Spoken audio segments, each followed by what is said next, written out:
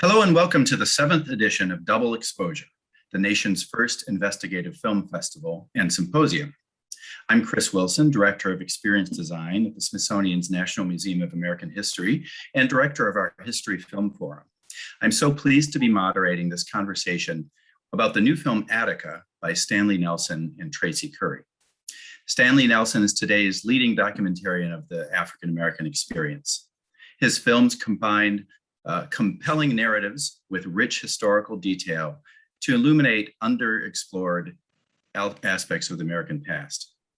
A MacArthur Genius Fellow, Nelson has received nearly every award in broadcasting, including 5 Primetime Emmy Awards, the Lifetime Achievement Awards from the Emmys, the Peabody Awards, and the International Documentary Association. In 2016, Nelson was honored with the National Medal in the Humanities from President Obama. I've been privileged to work with Stanley a number of times, and I think the first time was when we created the Smithsonian's National Youth Summit program in 2011. And in that first program, we focused on his film Freedom Riders, which was later added to the National Film Registry of the Library of Congress. We presented another National Youth Summit program based on his film Freedom Summer. And at one of our History Film Forum programs at the Smithsonian, we screened his Black Panthers, The Vanguard of the Revolution. So it's such a pleasure to work with him again here. With his wife, Marcia A. Smith, Stanley co-founded Firelight Media, a nonprofit organization that supports and develops nonfiction filmmakers of color. Firelight Media's documentary lab has supported over 100 filmmakers whose films have premiered in theaters and on broadcast, cable, and streaming platforms. Their films have won Emmy and Peabody Awards and garnered accolades from festivals and critics alike.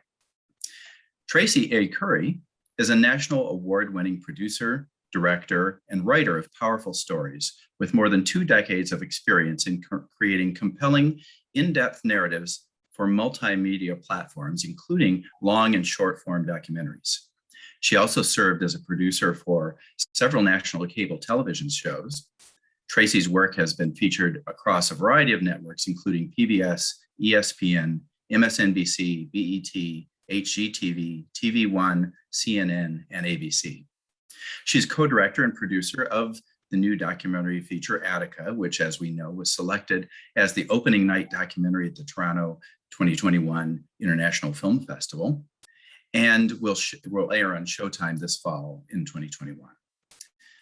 Tracy is a founder and an owner of her own production company, Be Free Media, named to honor her hero and mine, pioneering journalist Ida B. Wells, and her newspaper, the Memphis Free Speech, which was burned in 1892 following Wells' groundbreaking expose of lynching in the South.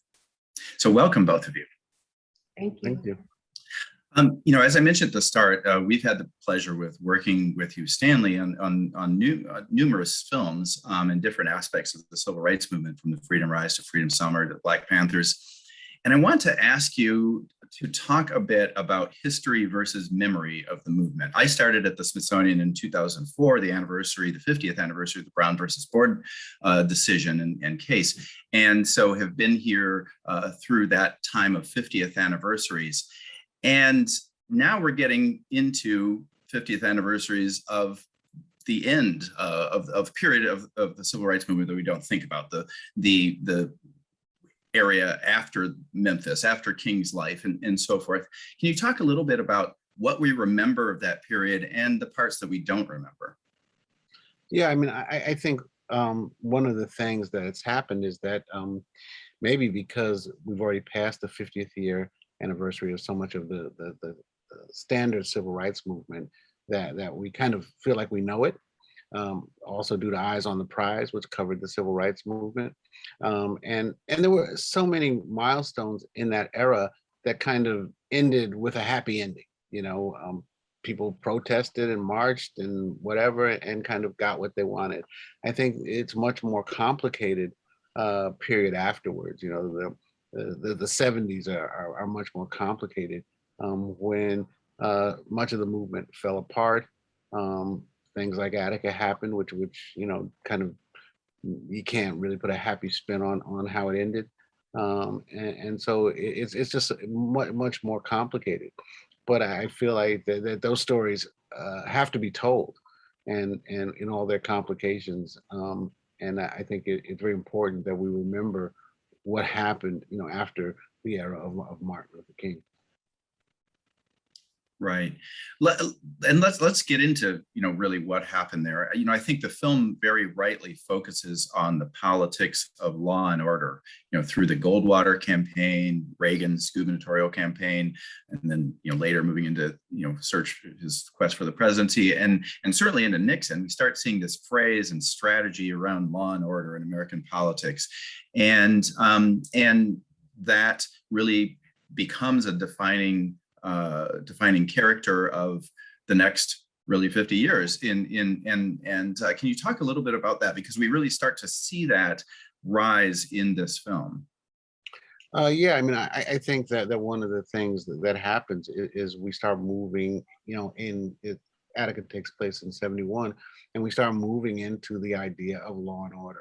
And I think one of the things that you see in Attica is the influence of law and order, the influence of kind of that philosophy on one event, right? And I think that's really important, because the whole reaction to Attica, in many ways, what happened at Attica was shaped around Rockefeller and Nixon's idea of law and order. Yeah. So maybe get us into a little bit about what Attica was. To both of you, I was really struck in the film, in the description of Attica as a prison town, as a company town that was about a prison. Now we are in a state and a period in our country where we see the rise of for-profit prisons and so forth. And though this was a state prison, it was an industry. How did that? Can you characterize what the prison was like and what the town was like, and give us a little bit more background into that? Tracy? Yeah, I think it's interesting because what we really wanted to do was to kind of explore that Attica was not just a prison, but it was also a place, it was a community. And it's interesting that these two different worlds of Attica, which is what we sort of, I think, wanted to get into a bit when you meet the families and the prisoners in the film, is that they existed not just in close proximity to each other, but also almost intertwined with one another. As you mentioned, the prison was an economic vehicle for the people that lived in the village. I mean, you pretty much either worked in the prison or you were a farmer of some sort in Attica at that time. And the thing about a job in the prison was that it was a good living. If you were supporting a family, a lot of the guards and other civilian employees at the prison had large families. Many of them, the men that worked in the prison, were the primary source or sole source of income for the families. And this was the case for generations of people. I mean, you hear some of the families in the film talk about grandfathers, fathers, brothers, uncles, everyone on the block worked at this prison. And so there was this intertwining of the community and the prison, even though the people who were incarcerated at the prison and the people who were employed at the prison were in many ways also worlds apart. You had almost an exclusively white workforce of guards and civilian employees at the prison. And then you had a primarily Black and Puerto Rican, some white, but certainly very different sort of class differences even there inside the prison. And so there was this really interesting sort of tension that as we show in the film, led to the ultimate uprising between those two worlds that were so very separate, but also in such close proximity to one another at Attica. Yeah, I mean, I also think that Attica, was a predecessor of what has just become, bigger, the idea of prison towns that are all over the country now, and where it's like an economic choice, to have a prison in your town. The guards aren't really trained, it's a job. It's a job for the guards, and a lot of times, the prisons are put in the middle of nowhere, and they are the community survives on the economics of being a prison town, and that was Attica, but from way further back, and that's the town that we kind of drop into in 1971. And I want to connect that a bit to this idea, so you hear over and over in the film from inmates then and now and commentators that the real issue they were really advocating for was getting the basic necessities of human beings, being treated like human beings, not being treated like dogs. And you hear that over and over again. So there's certainly the situation in the prison, which I want to hear a little bit about. But in addition, to what extent does that kind of warehousing of people, that the economics of it and the disconnect between those two communities affect the guards' ability and the prison officials' ability to and interest in treating people not like human beings? Tracy, you want to go?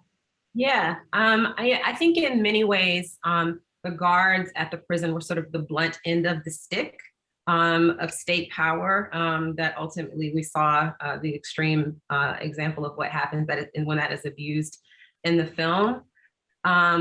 But I think that distance, and let's just call it what it was, the racism, had a lot to do with that, because in addition to sort of the basic needs that you hear them talking about, toilet paper, toothpaste, showers, there was also just a lack of sort of basic human decency. You hear the guys talk in the film about the way that the guards communicated with the prisoners was to hit a stick against the wall twice to go, once to stop, or whatever it is. And so just sort of small things like the inability of these two groups of people to communicate like human beings, even though they, in many ways, were the closest people to each other because they shared, however many hours a day in this prison with one another, even though, different roles that they played within that prison. All of that stuff sort of helped kind of contribute to what you ultimately saw when the uprising eventually exploded. Yeah, I mean, I think also, what we haven't traditionally thought about or has been known is why the prisoners actually rebelled. I mean, it's almost like, we think, well, of course they were dissatisfied. They were in prison. You're supposed to be dissatisfied when you're in prison, but there were really concrete reasons of why they rebelled, and I think that you kind of understand that a lot more after seeing this film. Yeah, I was also struck, and I think that looking at history in this way that you've done it here, and looking back at this, can really illuminate these issues that we might take for granted, that we might, that, as you said, Stanley, we might think, well, of course, prisoners are supposed to be dissatisfied. But I think the film and the story brings out questions of, well, do they need to be dehumanized? Do they need to be tortured? Do they need to be, recently, and I think that investigative reporting and journalism then and now, historical investigation as well as current investigation is a really good, an important tool to understanding that. Recently, last week tonight, the HBO show did a look into heat in prisons, and that should prisoners have air conditioners, and it brought up the real health risks that are happening currently with prisons, but there's very little interest in doing much about that. Can you talk to? I think that seems to me really to be related to the racial component, to this law and order idea. Maybe people don't deserve. We start thinking people don't deserve humane treatment because they're in prison or because they're criminals. Can you talk a little bit more about that? Yeah, I mean, I think that you clearly see the racism, in the film. The shouts of white power and other things, that the guards scream after the retaking. But I also think that one of the things that prisons are designed to do and do really well is put people away and warehouse them in a way that we don't think about them, and it almost kind of hurts the general public when they do think about them, because then they think about, well, wait, why didn't I ever think about them? And so what prisons are designed to do is, I mean, that prisons are built far away from us. They're and really they're designed to so that we don't have to think about a group of people. And as you see the film, the racial makeup of the prison is really clear, just in the optics. You see by far the majority of people are Black, and that's and brown, and that's the way it is in prison. But if as a nation, as a country, we kind of think too much about it, then prisons aren't serving what they're supposed to do. At least that's in my opinion. Yeah, I think one of the things that I heard from a lot of the men over and over and over again was that they're very clear, and they get that the deal in our justice system is crime and punishment, right? Like, you transgress against the laws of the society and you are punished by having time taken out of your life. What goes beyond that, and the thing that they were resisting against and trying to speak out against, is this notion that the scales are imbalanced, because you don't then expect to have your time taken away from you in jail and then be brutalized and dehumanized by the state on top of that. That's not the deal, supposedly, right? That's what we're told, is that the scales are balanced when you do the time. But you do the time and then you're dehumanized, you're treated like less of a person, you're brutalized, and this is all at the hands of the state. So that's not what we supposedly are calling justice. And I heard again and again a lot of the men sort of make that point. There was no this kind of saying that every man in prison is innocent. Like, that was not kind of their thinking about their role in this. It was very much the injustice of the dehumanization and the treatment that they experienced at the hands of the state while they were incarcerated at this facility. Right. And when we get to the retaking of the prison, there's nothing more clear than that, that following, this brutal takeover of the prison, even if you say that some violence was necessary to take over the prison, certainly after that, prison officials and police and so forth engaged at what could only be called torture, in reprisal for this. It wasn't that people's sentences were increased and so forth. But can you talk a little bit about? I was really struck by that. This was something I was alive during this time, but was a child, and knew it was a brutal takeover. I didn't know much, a lot of the details of the torturous reprisal that the inmates suffered following the takeover of the prison. Yeah, I'll just talk for a quick second about the fact that, I think the film makes it clear that the takeover didn't have to happen at all. Right. So that is the first point, that it didn't have to happen at all. The prisoners thought that they were negotiating, and they thought that they was in the middle of negotiations, and Rockefeller and everybody in charge knew that what happened was going to happen. If you take 500 men with guns go into a place and they're mad and just crazy, and the prisoners have no weapons, they have no guns. It was really foreseeable what happened, but the decision was made that was what they were going to do. And so that's the first thing I think that we have to understand, that the decision to take back the prison in that way was brutal in and of itself. Tracy, you can answer the second part of the question. Yeah, well, I think, ostensibly, the reason for the urgency of the retaking was to protect the hostages, was to save the employees of the state, right? But we see in the film the outcome, in addition to the prisoners that are killed, the state ends up shooting and killing its own people, who supposedly they were going in there to protect. And I think what that shows us is that it really was about the reassertion of state power. It really was about how dare these prisoners, who are supposed to be silent and voiceless, and quiet and acquiescent, challenge, and now it's on the press, right? So on this highly public platform, the power and authority of the state. And so therefore we must meet this resistance with this overwhelming force to let them know and let everyone else who's watching know that you do not challenge the power of the state in this way, especially not these people who are supposed to be quiet. So I think the brutality with which they responded is just sort of evidence of what the real intentions were in the retaking.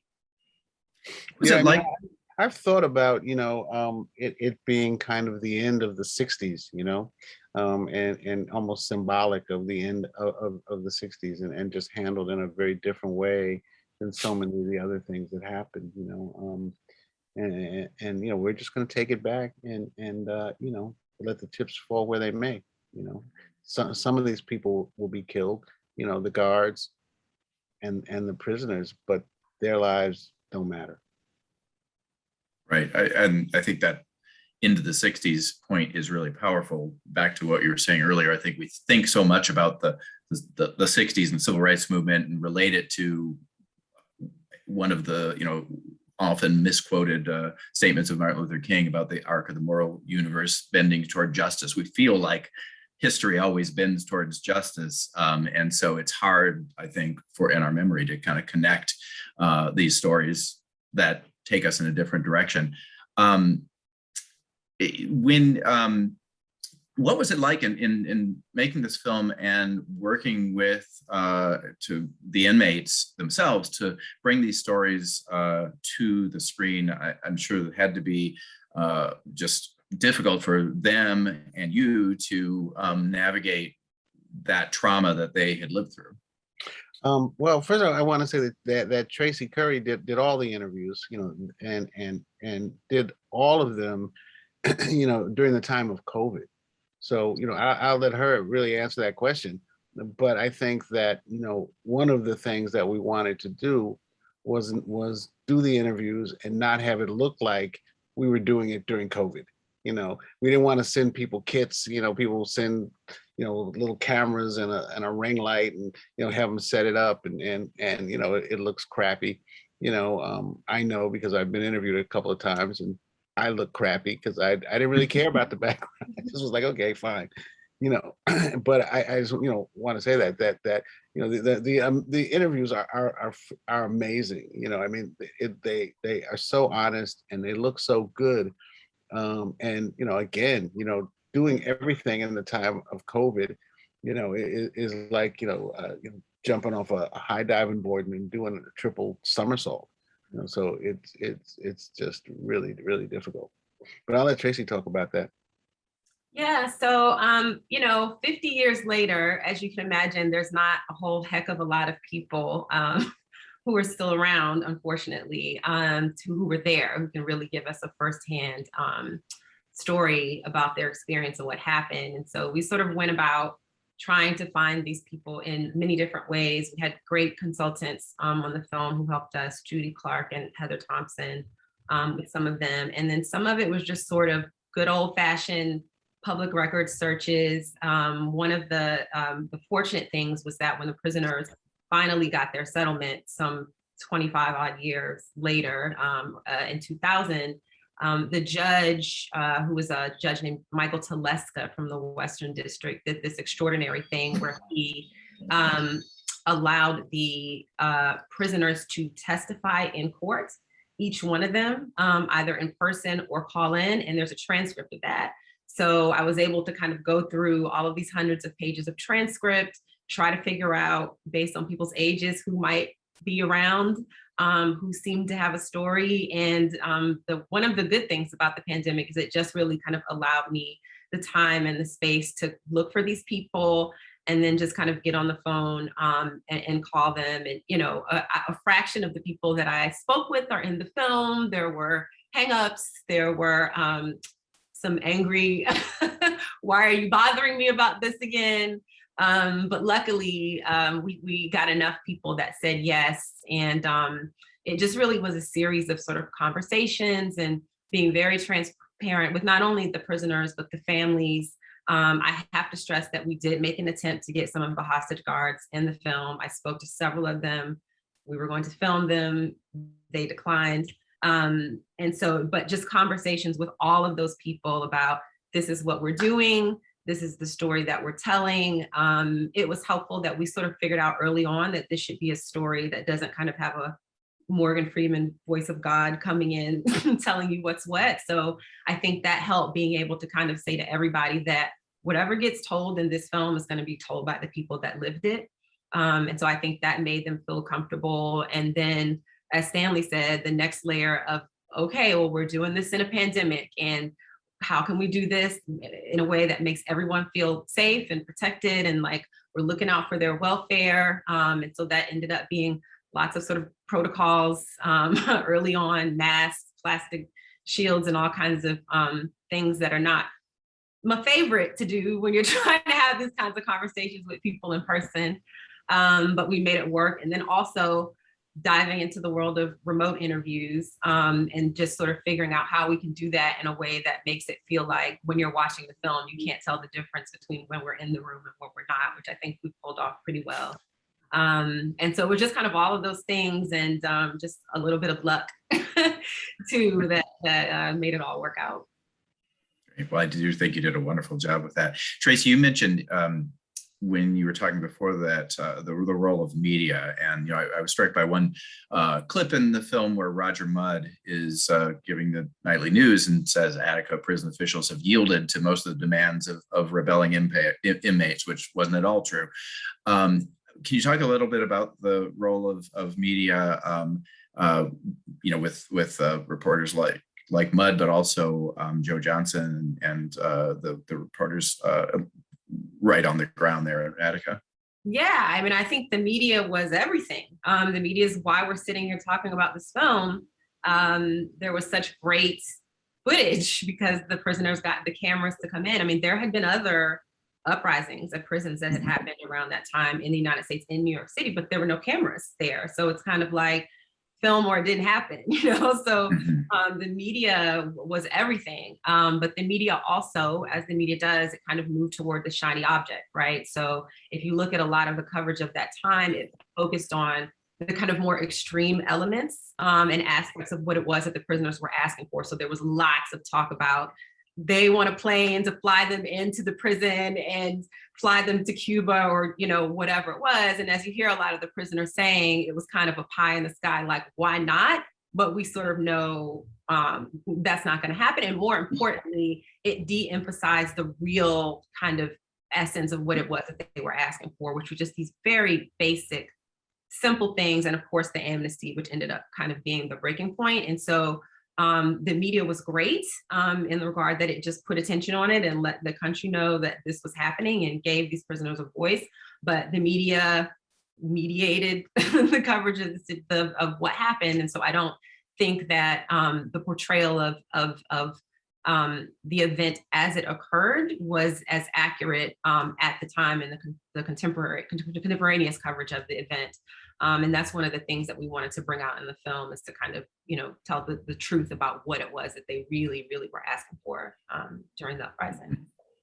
Yeah, I agree. I agree with Tracy. The media was everything. I mean, one of the reasons why, I first wanted to do this film was because I knew that there was footage. I had no idea that there was as much footage that existed, as existed. But I knew that some stuff was there, and that the prisoners invited the media in, and so they were covering it, and they, over a period of 5 days, you had camera people kind of roaming free with their cameras. And so, especially outside, the walls. So we knew that there was incredible footage, but we didn't even understand, as much. When I try to talk to people about the film who haven't seen it, I just like, you got to see it, because you can't really describe it, because the footage is so crazy. It's like you just can't. It's really, unbelievable.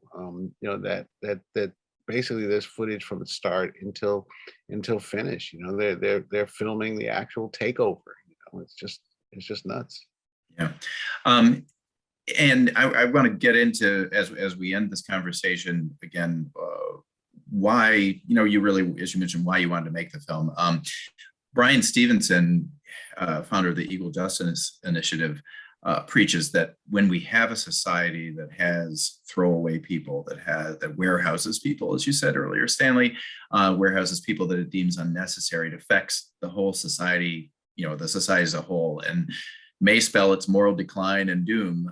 You mentioned that this takeover, violent takeover, didn't have to happen, but was definitely going to happen the way things were going.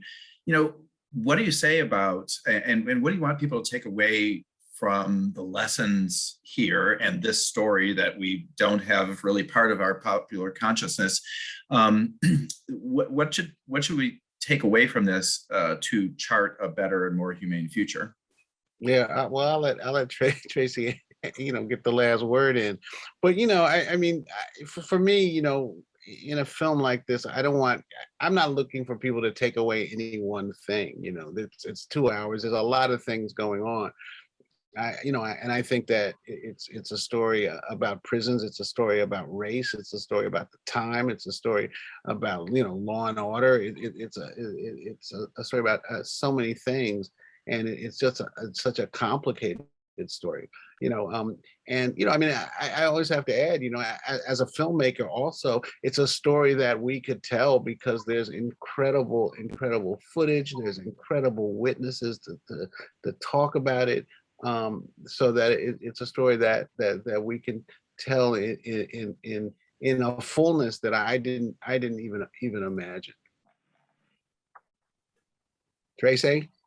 Yeah, I agree with Stanley. There's so many things that you could say about what this film is about and what you hope people take away from it. I think for me,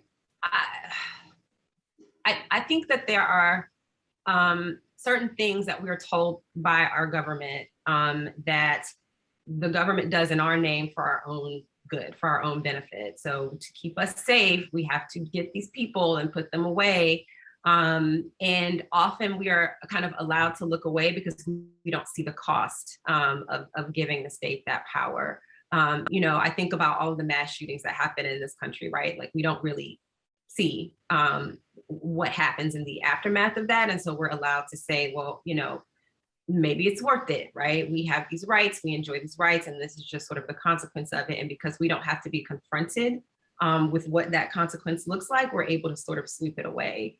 And I think Attica is a reminder to all of us that there is a cost and that there is a consequence, and that we really should sort of think long and hard about the powers that we are giving the state in the name of keeping us safe, and really sort of grapple with and sit with whether that's worth it and whether we need to sort of rethink what it is that we're allowing the state to do with state power in our name. I mean, I say all the time that I can't separate the making of this film from the time in which we made it.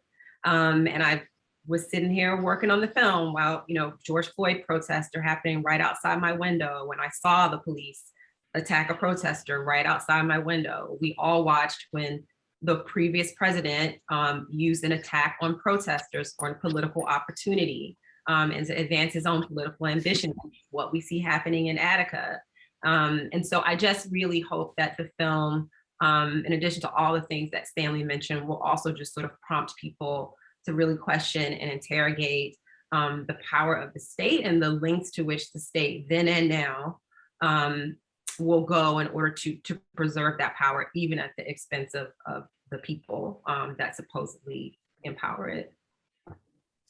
Well, I want to thank you both for this conversation and for making such a powerful and important film.